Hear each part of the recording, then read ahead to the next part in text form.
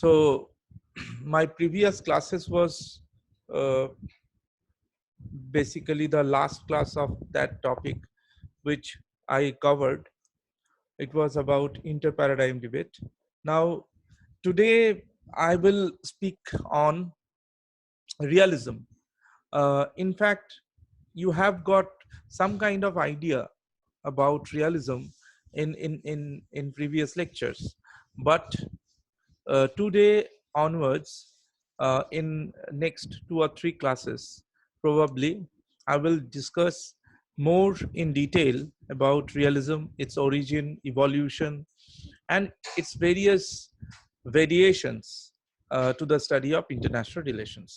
ঠিক আছে, তো বাস্তববাদের আলোচনার সঙ্গে পরিচিত হয়েছো তোমরা কিছুটা আগের আলোচনাগুলোতে, কিন্তু আজকে বাস্তববাদ সম্পর্কে আরো ডিটেইলে আলোচনা শুরু হচ্ছে, যেখানে আমরা বাস্তববাদ এর উদ্ভব, বাস্তববাদ এর ডেফিনেশন, বাস্তববাদের নানান রকমের ভেরিয়েশন রয়েছে, সেই ভেরিয়েশনগুলি সম্বন্ধে জানবো এবং ওয়ার্ল্ড পলিটিক্সকে কিভাবে বাস্তববাদ ব্যাখ্যা করে, তাদের ন্যারেটিভটা কি, সেটার সঙ্গে পরিচিত হব। So without wasting much energy, let us understand what is realism. In fact, before moving on to understand realism, let us talk about what is real in realism. So always there is a question, there is a debate whether realism is the most dominant paradigm in international relations or not. So every now and then there is this debate, and I must say that two major paradigms which dominated the discourse of international relations were, one was definitely realism, and the second one is definitely liberalism. Apart from these two paradigms, there are other paradigms like structuralism, or now feminist discourse to the study of international relations, or maybe environmental or ecological dimension of thinking to the study of international relations. But as far as realism is concerned, it is one of the oldest paradigm, you can say. Although as academic discipline, international relations emerged from within the ashes of the First World War in 1919. But it's not that international relations is something which originated institutionally in that phase, in that year. There was a long history of international relations, or you can say world politics, because maybe it was not studied separately as academic discipline, but it had a long history. And if we go further deep into the history, then there is one of the oldest history of civilization, that is the Greek history. And I am now talking about that great war between Sparta and Athens, and that war was fought in the 400 BC. All right. And in that war, why that war was so important? Because before that there was the preparation for years. Sparta was the most military wise, the most dominant, and Athens on the other hand was culturally developed, and the other city states were also involved in the balancing of power. So basically these two powers had a kind of good relations with their neighbors, and finally in the 400 BC they indulged in a bloody war, and that war was called as Peloponnesian War.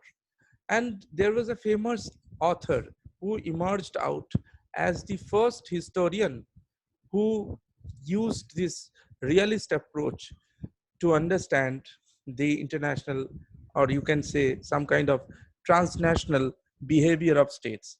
And he was Thucydides. Thucydides wrote a famous commentary, or it's now available in book form the history of Peloponnesian War. So the history of Peloponnesian War was the first volume written by Thucydides and used widely this realist approach to international, transnational behavior of study of states. Maybe it was the time for small city states, but since I want to repeat it again that realist approach to the study of the behavior of states was first used by Thucydides in in that period of time. So it's way back. So as far as the origin of realist discourse or realist approach, it's way back in the 400 BC. So it's more than 2000 years old, right? ফলে বাস্তববাদের উত্থান নিয়ে যদি কথা বলা হয় তাহলে দেখবো যে বাস্তববাদের ইতিহাসটা কিন্তু 2000 বছরেরও বেশি পুরনো।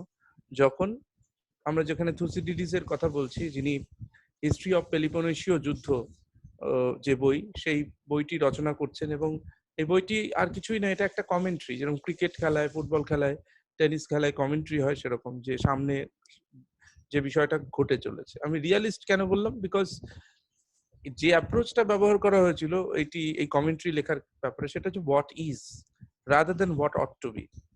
যে অ্যাপ্রোচটা ব্যবহার করা হয়েছিল সেটা হচ্ছে হোয়াট ইজ, মানে যা ঘটে চলেছে তার একটা সম্পূর্ণ আঁখো দেখা হাল সেখানে তুলে ধরা হয়েছে।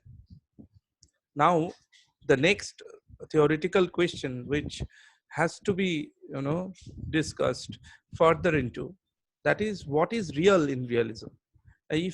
If one asks this question, that what is real in realism, then what would be the answer? Because in interviews and in every academic platform, every now and then this question comes. Now what is real? Real means, the all the realist thinkers, they have a common belief, that they believe in reality, right? Now what is the reality? And real comes from that reality. এই Real শব্দটা এসেছে reality শব্দ থেকে। তাহলে এই রিয়ালিটিটা কি? Reality is the human nature. So the real stands for human nature in realism. So all the realist thinkers are believing in a kind of human nature, a common human nature. So all human beings are characterized by some natural standards or some natural features, some natural attributes, you can say. অর্থাৎ প্রত্যেক ব্যক্তির যে মনুষ্য প্রকৃতি, human নেচারকে বাংলায় বলা হয় মনুষ্য প্রকৃতি, মানুষের যে বৈশিষ্ট্য, মানুষের যে প্রকৃতি, সেটার কতগুলি স্বাভাবিক সহজাত প্রবৃত্তি রয়েছে। মানুষের কতগুলি স্বাভাবিক সহজাত প্রবৃত্তি রয়েছে প্রত্যেকের। আমি বললাম যেটা ন্যাচারাল অ্যাট্রিবিউটস রয়েছে প্রত্যেক ইন্ডিভিজুয়াল। সেগুলি কি? আমরা যদি রিয়ালিস্ট থিঙ্কারদের লিস্টগুলো প্রথম থেকে দেখি, মানে ইন্টারন্যাশনাল রিলেশনসের রিয়ালিজমের চর্চা যদি আমাদের করতে হয়, তাহলে অবভিয়াসলি তিনটে ফেজের মধ্যে দিয়ে করতে হবে। One is definitely pre classical realists, then the classical realists, then neoclassical realists, that is the extension of classical realism as well, and then obviously the neo-realists.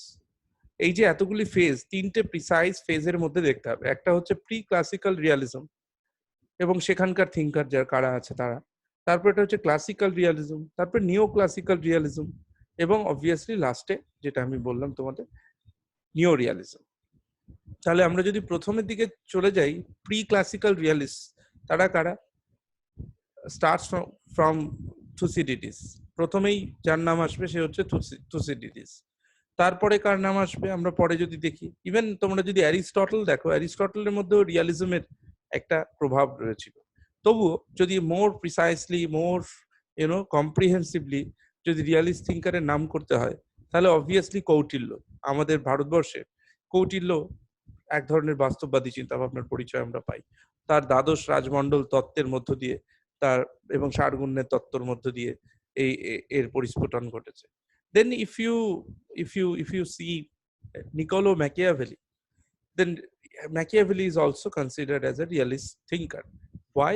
I will come back to it. Then Thomas Hobbes is another realist thinker. in Europe. Okay, and so this is a long, kind of chain uh, in history, and these thinkers are called the pre-classical realist thinkers. যদি তোমরা রিয়ালিজমের ইতিহাসটা দেখো তাহলে দেখবে এই যে লম্বা ইতিহাস, থুসিডিডিস থেকে শুরু করে থমাস হবস পর্যন্ত, এই এতজন থিঙ্কার কে আমরা রিয়ালিস্ট থিঙ্কার বলে বলতে পারি। তাদের প্রত্যেকের চিন্তার মধ্যেই রিয়ালিজম নার্চার্ড হয়েছে। ক্লাসিক্যাল থিঙ্কার কারা, ক্লাসিক্যাল রিয়ালিস্ট কারা? হ্যান্স জে মর্গানথাউ, ইএইচ কার এবং রোনাল্ড নেবুর। এই তিনজনের চিন্তা ভাবনার আবির্ভাব ঘটছে প্রথম বিশ্বযুদ্ধের পর, এবং আনুষ্ঠানিকভাবে আন্তর্জাতিক সম্পর্ক যে শাস্ত্র পঠন পাঠন শুরু হয়েছিল, সেখানে দেখতে পাচ্ছি আমরা যে আইডিয়ালিজম, উইলসনিয়ান আইডিয়ালিজম, কান্টিয়ান উইলসনিয়ান আইডিয়ালিজম, সেটাকে চ্যালেঞ্জ করে এই ক্লাসিক্যাল রিয়ালিস্ট থিওরির আবির্ভাব ঘটছে।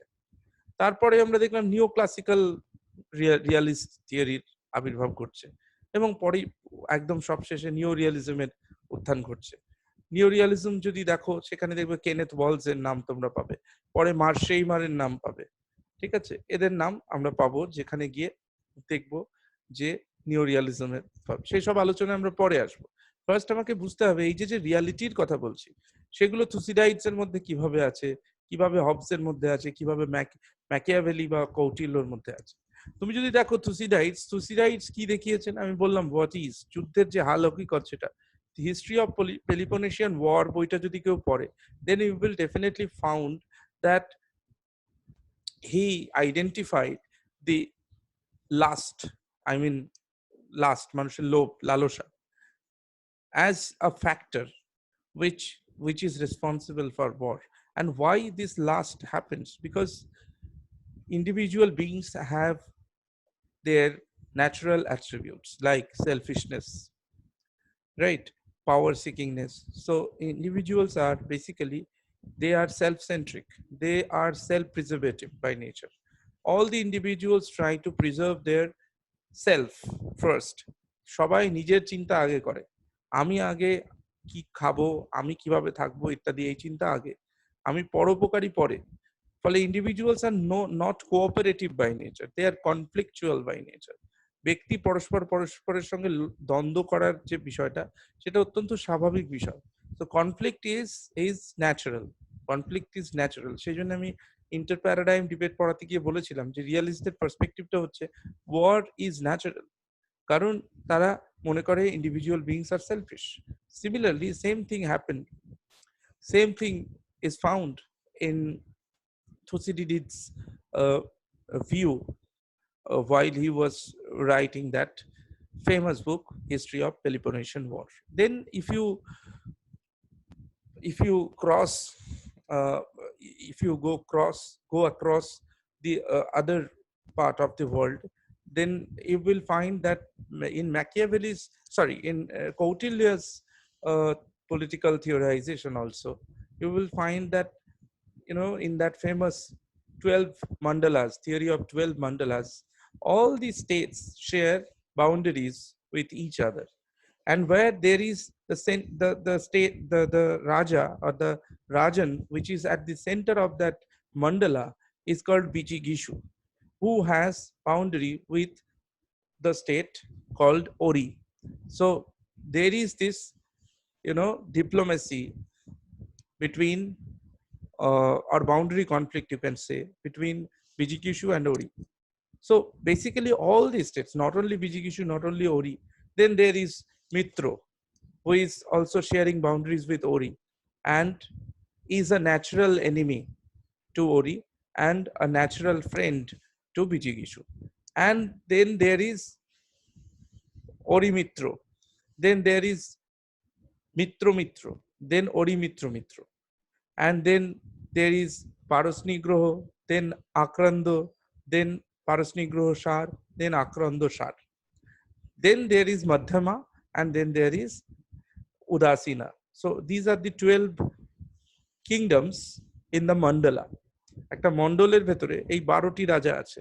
পরস্পরের সঙ্গে যে সম্পর্ক, সেটা হচ্ছে স্বাভাবিক শত্রুতার সম্পর্ক অথবা স্বাভাবিক মিত্রতার সম্পর্ক। কেউ কারুর ন্যাচারাল এনিমি অথবা ন্যাচারাল ফ্রেন্ড, রাইট? তাহলে এই যে যে ন্যাচারাল এনিমি আর ন্যাচারাল অ্যালি, এই যে natural, what is natural enemy and what is natural ally, that comes from this very understanding of individual being as selfish. ম্যাকিয়াভেলিও সরি, চাণক্য হিউম্যান বিংকে selfish হিসেবেই চিহ্নিত করেছিলেন, এবং সেই কারণেই এই মণ্ডল তত্ত্বে তার তার পরিস্ফুটন ঘটছে। এবং তুমি দেখবে লক্ষ্য করে যে উনি অনেকগুলি সন্ধির কথা বলেছিলেন। তো সেই সন্ধিগুলো করতে গিয়ে বলছেন ইন্ডিভিজুয়াল বিং কেন সন্ধি করবে এবং কতগুলি সন্ধি করবে, কোন অবস্থাতে সন্ধি করবে উনি বুঝিয়েছিলেন। প্রয়োজন হলে নিজেকে পর্যন্ত উনি বন্ধক দেবেন, নিজেকে পর্যন্ত উনি মর্টগেজ রাখবেন। তার কারণ পরিস্থিতি যদি স্বাভাবিক হয় তখন সে আবার নিজের রাজ কার্য ইত্যাদি সব ফিরে পেতে পারে। অর্থাৎ প্রতি মুহূর্তে তার কাজ হবে। ওই জন্য ডিপ্লোমেসি বলতে ম্যাকিয়াভেলি যেটা চাণক্য যেটা বুঝেছিলেন সেটা হচ্ছে ছিদ্র গোপন এবং ছিদ্রান্বেষণ। ছিদ্র গোপন মানে হচ্ছে try to hide own secret, and ছিদ্রান্বেষণ মানে হচ্ছে try to find out the secrets of others. So on the one hand you are trying to hide your own secrets, and on the other you are trying to invade into others secrets.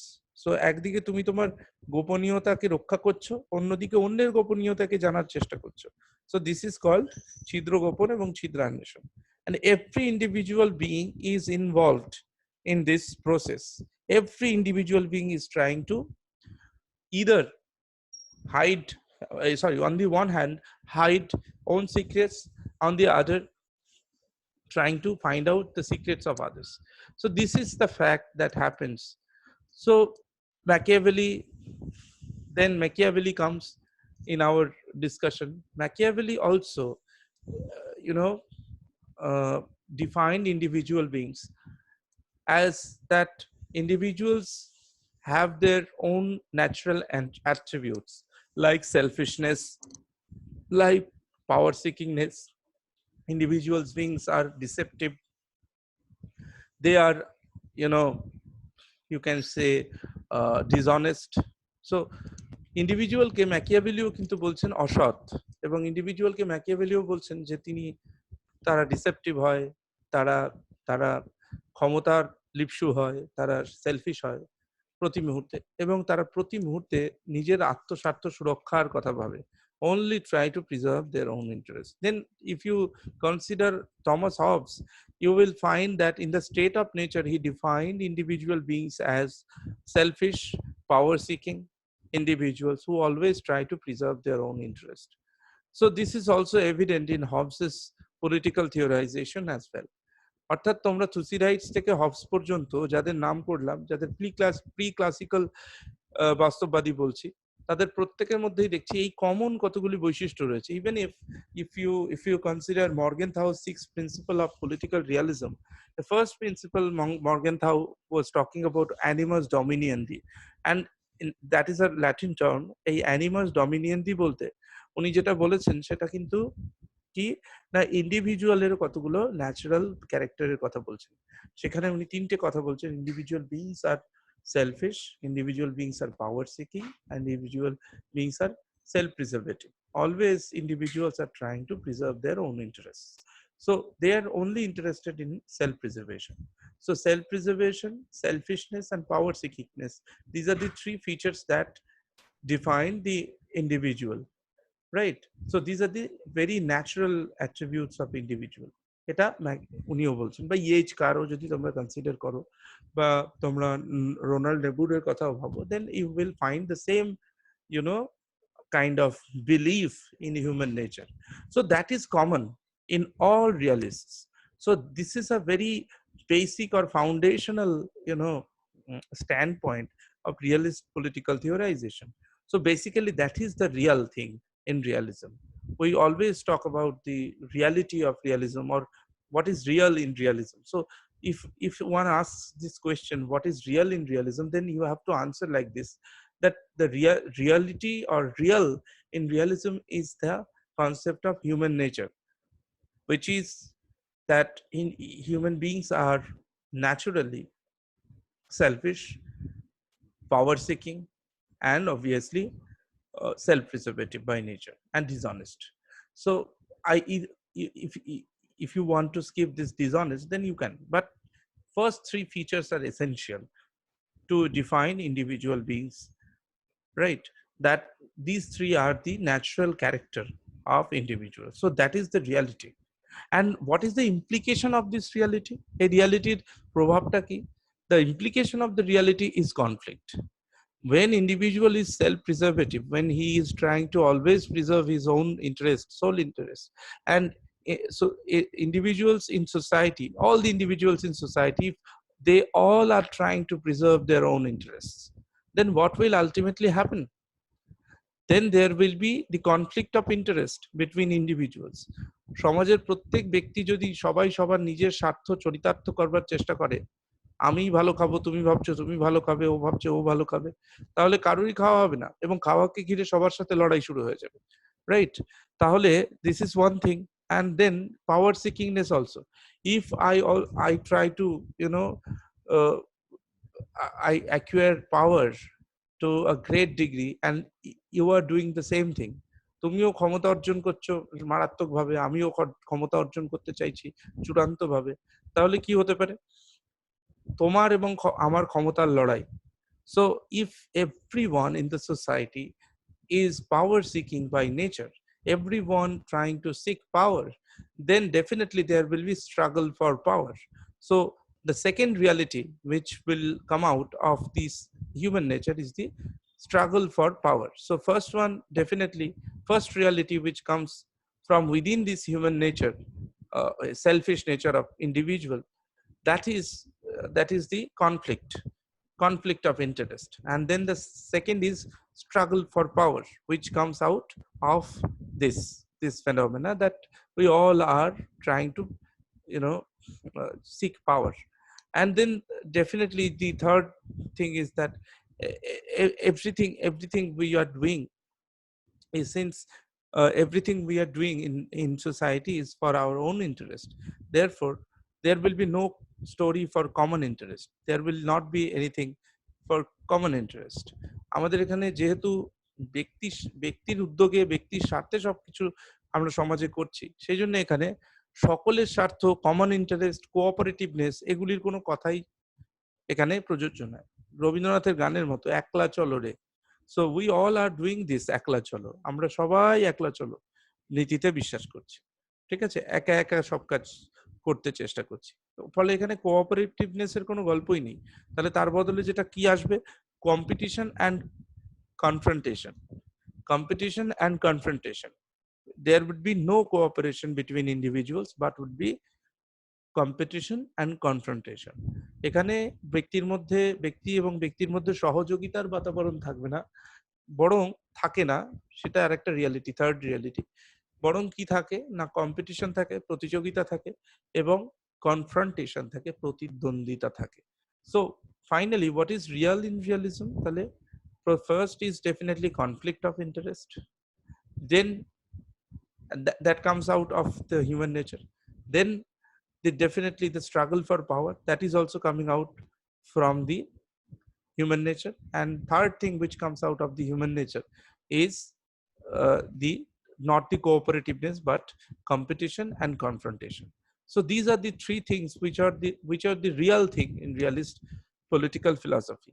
যখন রিয়ালিজমের চর্চা করব, তাহলে এই যে basic stand point রিয়ালিজমের, সেটাকে মাথায় রেখে আমাদের বুঝতে হবে। আমরা রিয়ালিজমের যে ভার্সনই পড়ি না কেন, whether it is pre-classical realism or classical realism or neoclassical realism, or you can say neo-realism, everywhere these foundational understanding would be there. You cannot deny these foundational arguments. Realism পড়তে গিয়ে এই যে ফাউন্ডেশনাল আর্গুমেন্টস, সেগুলি সর্বত্র খুঁজে পাওয়া যায়, সর্বত্র। So my first class ends with this on realism. রিয়ালিজমের সম্বন্ধে বলতে গিয়ে আমি আজকে প্রথম ক্লাস শেষ করলাম, যেখানে আমি কভার করার চেষ্টা করলাম রিয়ালিজমের উত্থান কিভাবে ঘটছে, কারা প্রি ক্লাসিক্যাল ফেজে পড়ছে রিয়ালিজমের, এবং রিয়ালিস্ট পলিটিক্যাল ফিলসফির মধ্যে রিয়াল বলতে কোনটাকে বুঝি, এবং হিউম্যান নেচার সম্পর্কিত যে আলোচনা, সেই আলোচনাটা আমরা করলাম। Now you have time to ask me anything regarding realism. যদি জিজ্ঞেস করার থাকে জিজ্ঞেস করে নাও, ঠিক আছে? তারপরে আবার কালকে যখন তোমাদের সঙ্গে মিট করব তখন ক্লাসিক্যাল রিয়ালিজম তোমাদের পড়াতে শুরু করব। এটা রেফারেন্স অলরেডি দেয়া আছে, স্কট বার্চিলের যে বইটা দিয়েছি সেখানে দেখবে রিয়ালিজম বলে একটা চ্যাপ্টার আছে।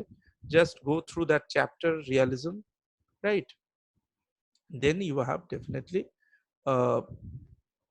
if you have any questions after reading this, then you can also come over here and can ask questions in next classes, right?